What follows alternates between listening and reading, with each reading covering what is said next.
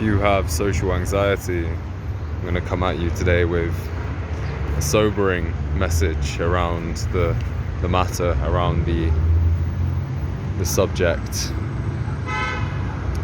of social anxiety, this apparent reality that you've created for yourself,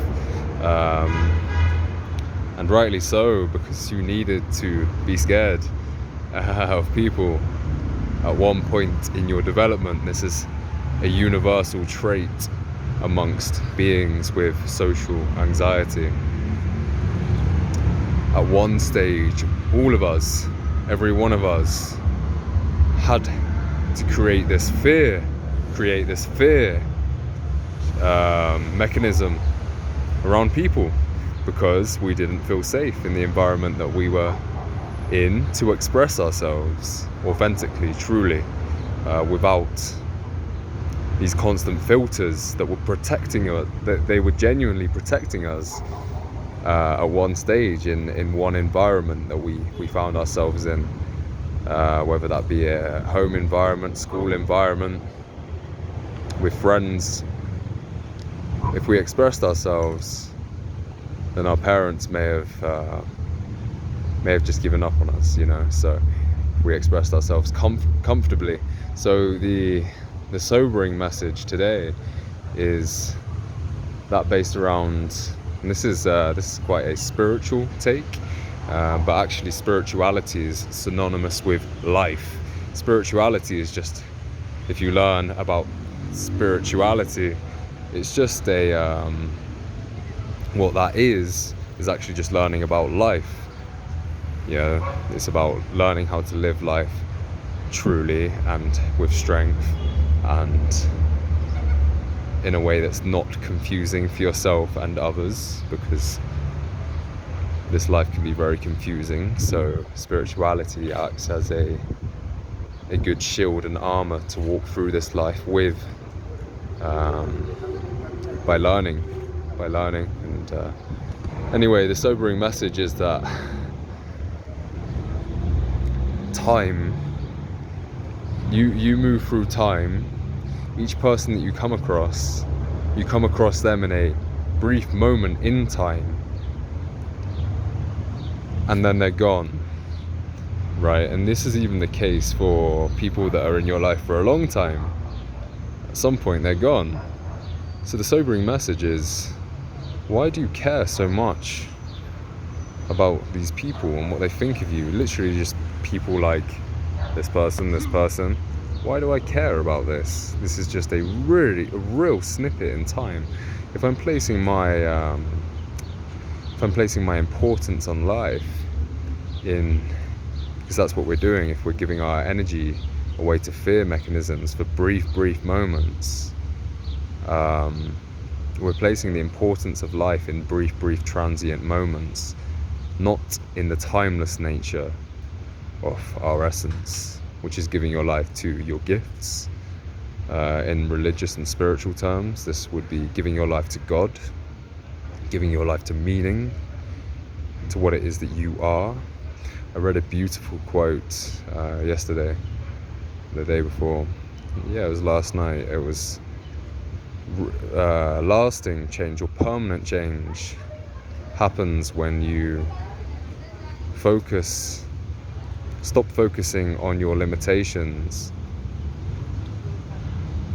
You stop focusing on the size of your problems, and you start focusing on the size of you. Permanent change takes place when you stop focusing on the size of your problems and start focusing on the size of you. So this takes a whole reorientation of whole reorienting of the way that you orient yourself in life, a whole reconfiguration of the way that you orient yourself in life. Just a simple flip, a simple switch, which is you're focusing on your strength and your abilities, is the size of you, what it is that you represent, not in your mind, in your thoughts, because we all know that they're damaged, as are most of us, most of our thoughts. But start focusing on what the things that you represent are. What are those things? Think about them. Start thinking about these things that are uniquely you. This is where your strength is. This is what's necessary for you to align with. So change doesn't all have to happen at once, like we dream and imagine it does. Like, I just lose my anxiety one day. No, we start thinking about these things that are going to orient us in a more empowered direction. So get a pen out, start thinking about them. I know your mind is busy. This is the whole this is the kind of like the core root of the problem is a busy mind. So I'm just going to throw this in there too. Meditate. And then over the years you'll realize what a gift your social anxiety was, because it forced you into meditation on a continual basis. That's what's helped me. That's the primary thing. The primary modality is learning about the spiritual path and learning about meditation, practicing meditation more importantly. But yeah, also giving time to this reorientation, reconfiguration, giving thought to it, giving contemplation to it, starting to value that side of life more. It really is the choice between strength and darkness, really, love and fear.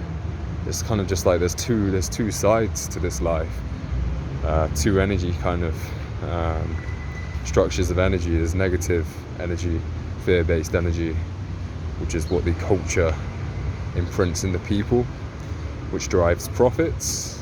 So of course it's going to be here and it's going to be around you, and it was what the people that programmed you were at the mercy of. So it's very sad for them as well. And then they programmed you with fear. And then you have positive energy. If you really want to look into this and actually get serious about your growth, look into Power versus Force, a book written by David Hawkins.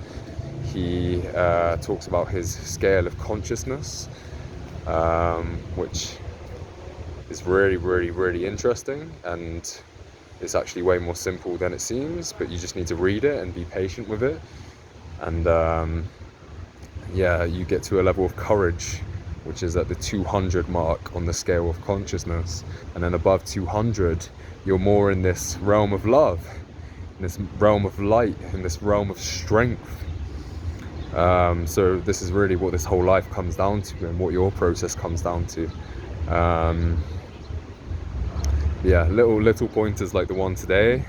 Don't give your life to transient moments. Give your life to the eternal you. Qualities that are seemingly eternal, and in fact they emanate the eternal within you, which is a deeper concept within spirituality, but it's very true, and it's very tangible once you push yourself into that experience. If you ever noticed that when you are in a lighter, more empowered state, there's an eternal feeling about it. You're not thinking about the next moment. You're not thinking about other things. You're just in your power. So it really does connect you to the eternal essence that you are, which the deeper you go into this, the more you will see to be totally tangible and true. That's all from me. And be patient with yourself. All of these moments, they're just moments. You don't need to define yourself by them in an eternal way, like, hey, I am this, I am bad, I'm shit at socializing, I'm shit around people, I can't function. These are, you coin this in a really eternal way, you define this in a really eternal, but it's just nonsense to say that, because a new moment comes and every moment is new. So yeah, go through it, like, fine, but start reflecting on the way that you're being with yourself. And over time it will break down, I promise you. Just keep working, keep trying, and try and be as humble as you can in learning. Learn, and practice. You're not too good for that. As much as your special, I'm socially awkward mind would like to think that you're too big. You're too big for practice, you're too special. But it's absolute bullshit. Everybody gets their own load in life, and everyone has to tackle it. So this is yours, and it's a really beautiful one. In fact, more beautiful than people that have it easier. More beautiful because you're going to have to learn wisdom and truth. So I wish the best for you, and much love.